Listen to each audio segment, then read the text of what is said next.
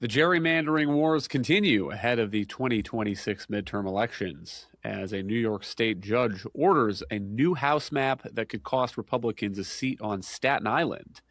Plus, a Trump administration official dismisses measles outbreaks as a cost of doing global business. From the opinion pages of the Wall Street Journal, this is Potomac Watch. Welcome, I'm Kyle Peterson with the Wall Street Journal. We're joined today by my colleagues on the Journal's opinion pages, columnists Kim Strassel and Alicia Finley. President Trump helped to kick off an unusual round of mid-decade redistricting last year when he pressured Texas to redo its U.S. House map, hoping Republicans could pick up a few seats here and there and help Speaker Mike Johnson retain his slim majority in November's elections. But California has now responded in kind, and the tit for tat isn't over yet. Florida Governor Ron DeSantis this month called a special legislative session for April to help the GOP perhaps pick up another few seats. The Virginia legislature, meantime, is moving a constitutional amendment that would let lawmakers redistrict again before the midterm elections if voters approve that in coming months.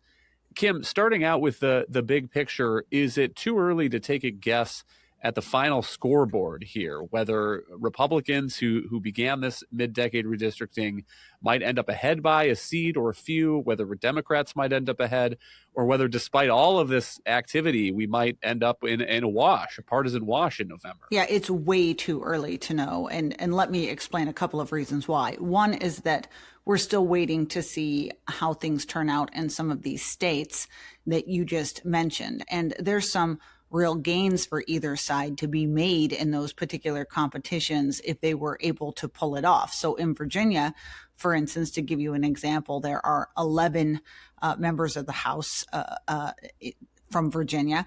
Right now, Republicans have 5. If Virginia is able to pull off this voter ballot initiative, because the voters will have to essentially give their approval to the General Assembly going around the state's bipartisan independent redistricting commission. But if they do give permission to do that, and if Democrats are very aggressive, they could change the maps to become 10-1 in favor of Democrats. So they could pick up essentially 4 or 5 seats in that state. Similarly, if Florida were to go ahead, and they say that Florida Governor Ron DeSantis has said that he wants to wait to call a special session until April, because he wants to see how a Supreme Court decision comes down that has to deal with the redistricting. But if Florida were to move ahead, right now about 20 of Florida's 28 congressional seats are held by Republicans. Again, if they were to be very aggressive in their gerrymander, they could pick up 4 or 5. You've had what went on in Texas. You've got California's redistricting plan, which is now being challenged by the U.S. government and by different plaintiffs in front of the Supreme Court. The Supreme Court has now asked California to respond to some of the arguments that have been made to decide whether or not they're going to take up this case. So you have the actions of the states out there, which are still very much in play. And then you have the actions of the judiciary. And a lot of this is going to hang on this Supreme Court decision that is being decided that deals with a district in Louisiana and whether or not they essentially get rid of what's left of Section 2 of the Voting Rights Act, which has to do with racial gerrymandering. If they were to do that, all of the kind of decision-making changes in many, many states, and the litigation potentially changes. It's ongoing in all these states. So this is not just a question of 1 or 2 moves.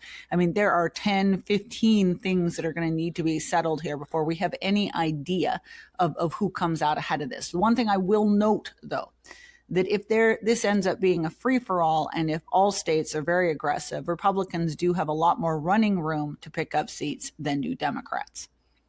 One place that guidance from the Supreme Court on racial gerrymandering might be important is this state ruling in New York on the Staten Island House district that is held by Republican Nicole Malliotakis. A state judge last week ruled that the design of that district essentially makes racial vote dilution guaranteed.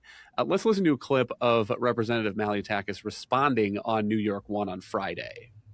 Now, Democrats already have an advantage. This is the only competitive seat in the entire city of New York where 40% of voters are a registered Democrat, 27% are Republican and conservative, and the remainder are independent third parties. So despite this advantage that they have, the voters of this district fired the Democrat that was representing this district in 2020, and they elected me. And so it's very disheartening now that this law firm doesn't care about the will of the people, that they feel that they can come in here and just change it. On the point about those numbers, in New York State overall, 43% of voters supported President Trump in 2024. And the Republican Party in those House elections won 27% of New York seats, or 7 out of 26. And what's interesting, Alicia, about what this judge has done is the ruling is based on a provision in the New York State Constitution that voters added in 2024 that says that under a totality of the circumstances, minority voters must be allowed to have the same opportunity as others to elect candidates of their choice. So the Staten Island district, Staten Island itself is not big enough population to have a House district on its own. So for years, I think since about 1982, the district that we're talking about here has included Staten Island and then a little piece of Brooklyn right over the Verrazano Narrows Bridge. And what the plaintiffs in this case want is they want to take that Brooklyn piece and give that to a different district. And they want Staten Island to be grouped in with a chunk of lower Manhattan. The judge goes through some of the statistics in this case. So apparently in 1980, he says Staten Island was about 85% white. Now it's 57% white, 20% Latino, and 9% Black. But Alicia, the claim here is that those Latino and Black voters are not having the opportunity to elect a representative of their choice, but they are still only 29% of Staten Island. And so it raises the question here of if this is vote dilution, then if there's a district that is 20% Black and Hispanic and elects a Republican, is that vote dilution? Should the courts get involved here and say we need to add in some voters from over here to make this district more likely to elect a Democrat?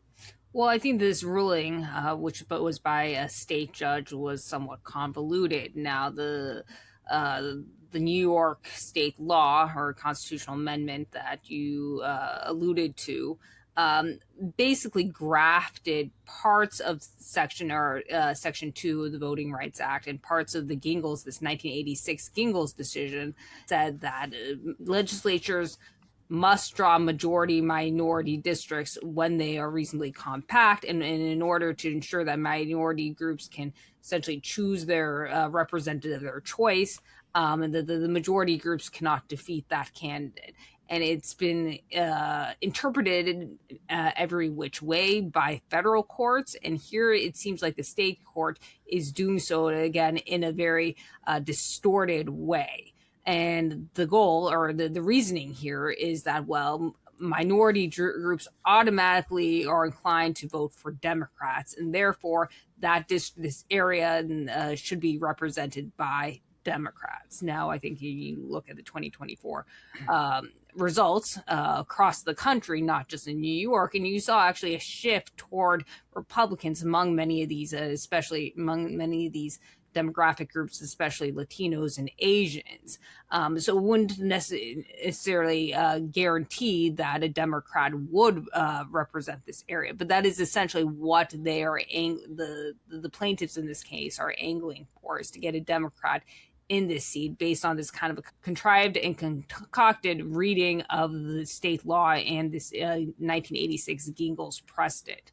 Now, I think the one reason there may be a reluctance for the state to go ahead and redraw this district, at least at this point, is because the Supreme Court still hasn't handed down this decision in Louisiana that has challenged this, or essentially has challenged this Gingles precedent.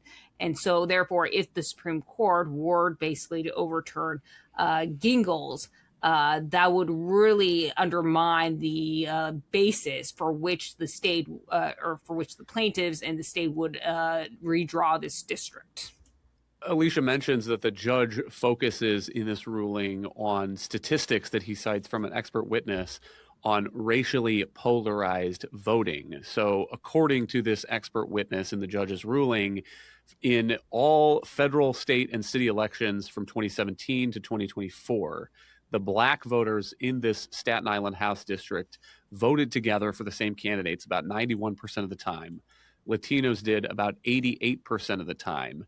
And Asian voters in this district voted together about 59% of the time. But as Alicia mentions, Kim, those statistics can and do move.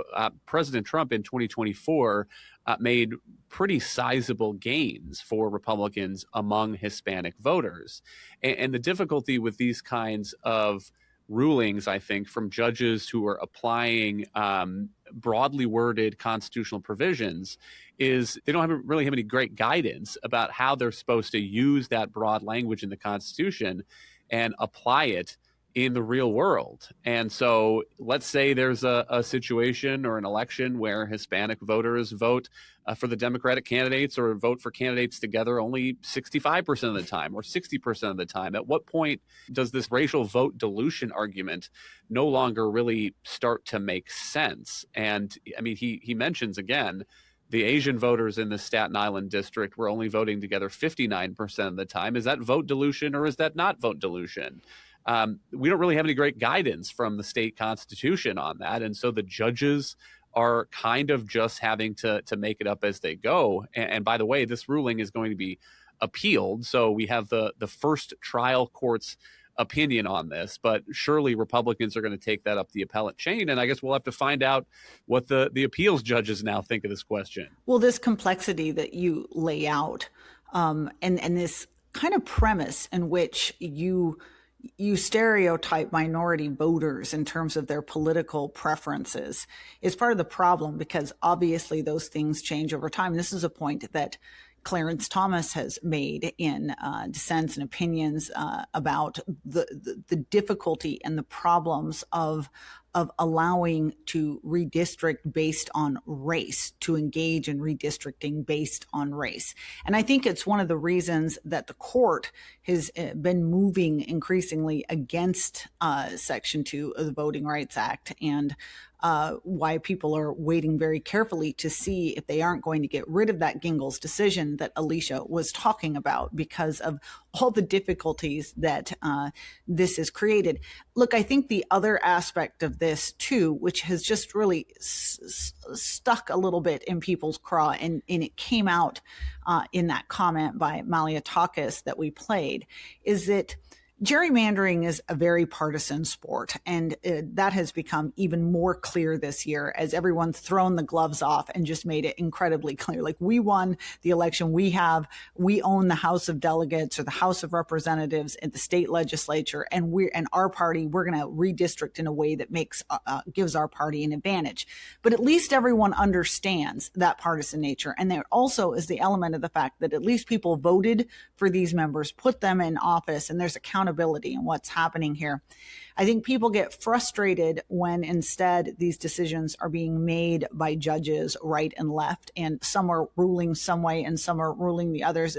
There's no question in this case, this judge in this district is just making it up as he goes along because he wants a certain outcome. And why is all this happening as well, too? New York wanted to engage in redistricting like all the other states are doing. The problem is that they have a constitutional amendment, which voters passed in 2014, that puts an independent authority in charge of the redrawing the lines, and which doesn't allow for mid-decade redistricting. And Democrats want legislation to amend the Constitution to allow for that to happen. But this has to pass the state legislature in 2 consecutive sessions, and then it has to be approved by voters in a ballot initiative. And there's no time for them to get this done this year before candidates go forward for the midterms. Probably the earliest they can make it happen is 2028. And so instead they go running off to a judge to try to change things that way, judicially, instead of via voters and elected representatives in the state legislature. And I think all of those questions about who decides this and on the basis of what are all weighing on the Supreme Court's mind as they look at this decision.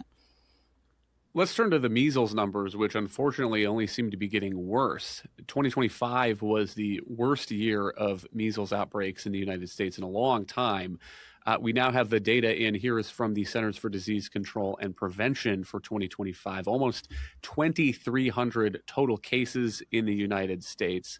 The breakdown by vaccination status, 93% of those in people who were unvaccinated or whose MMR vaccine doses were unknown.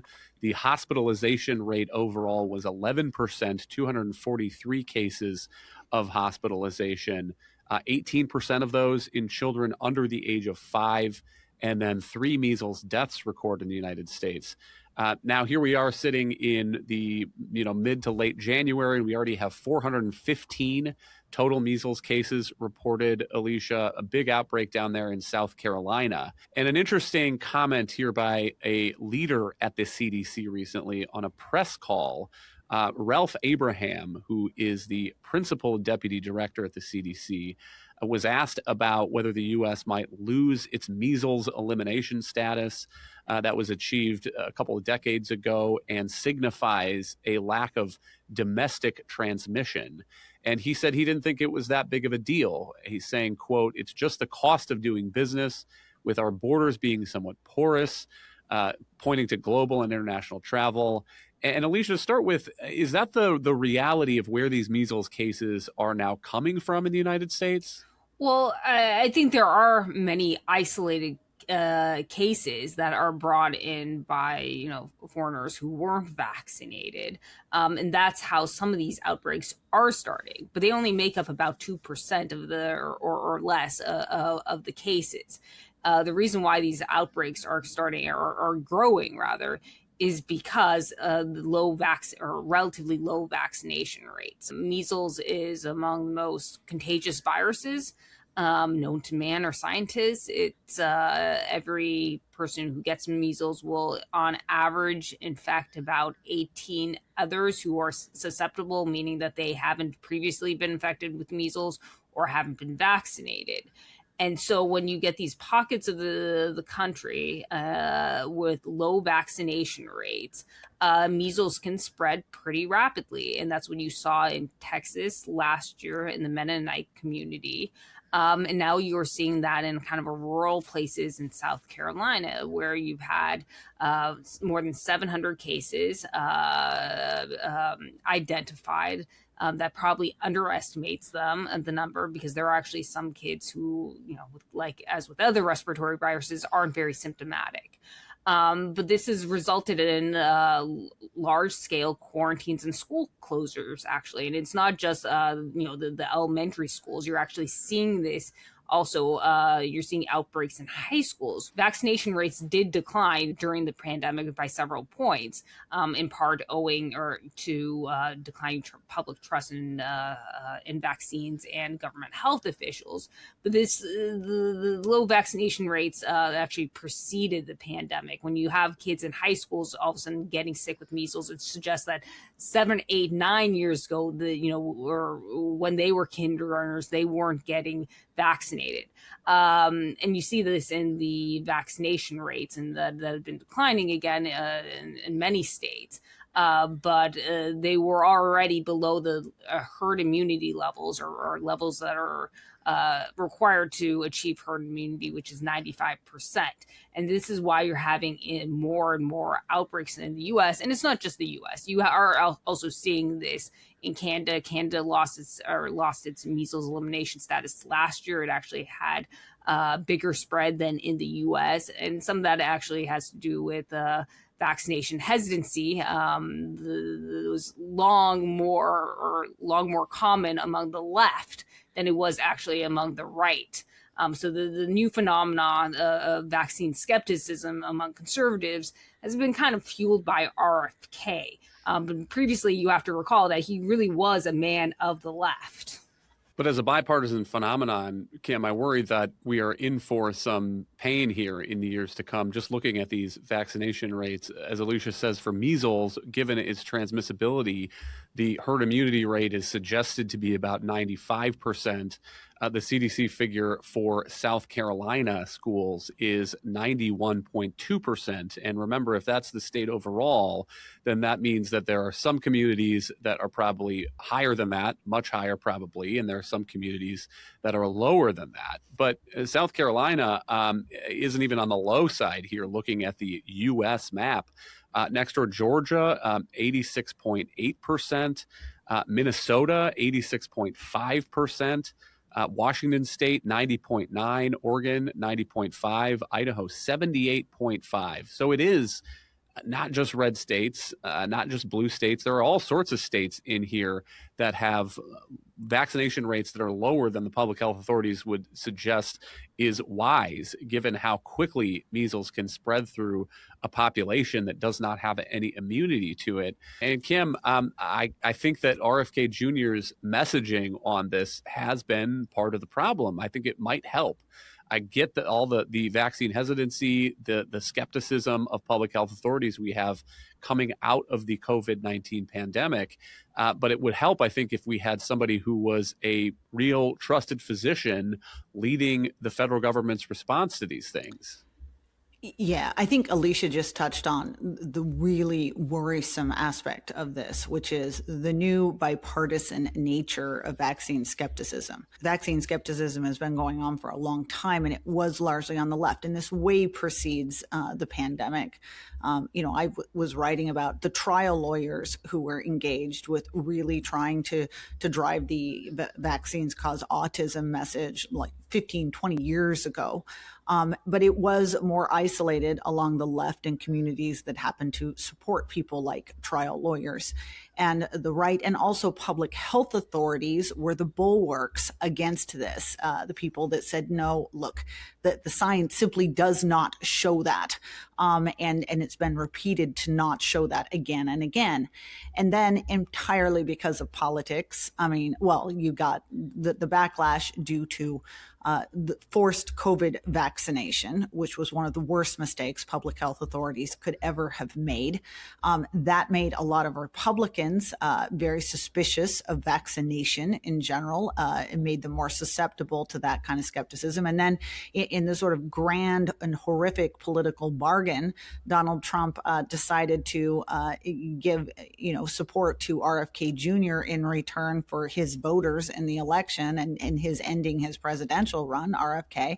And the next thing you know, he's HHS secretary. And this guy is the hero of the trial lawyer left, who has led the call on vaccine skepticism and has basically made it his mission since being an HHS secretary to fuel distrust. We have all kinds of the CDC recently updated its vaccine safety webpage to state that it's simply not true that vaccines don't cause autism, that it's not an evidence-based claim. That's false. So we have our public health authorities now spreading fear. We've got the trial lawyers doing their damage. We have Republicans who've sort of jumped in on this because they're all part of this new Make America Healthy weirdness that RFK Jr. is doing. And those numbers, unless we turn something around here, are going to continue to fall in terms of herd immunity. And those cases are going to continue to grow up. And the victims here are not just the kids of the parents who are not getting them vaccinated, but I would like to point out it's also the kids that are immunocompromised and can't get vaccines, and so are more at risk, at the older and elderly who might have been inoculated a long time ago, but that resistance is waning. There's a lot of people that are going to be victims of this other than those who simply decide to opt out. Thank you, Kim and Alicia. Thank you all for listening. You can email us at pwpodcast@wsj.com. If you like the show, please hit that subscribe button, and we'll be back tomorrow with another edition of Potomac Watch.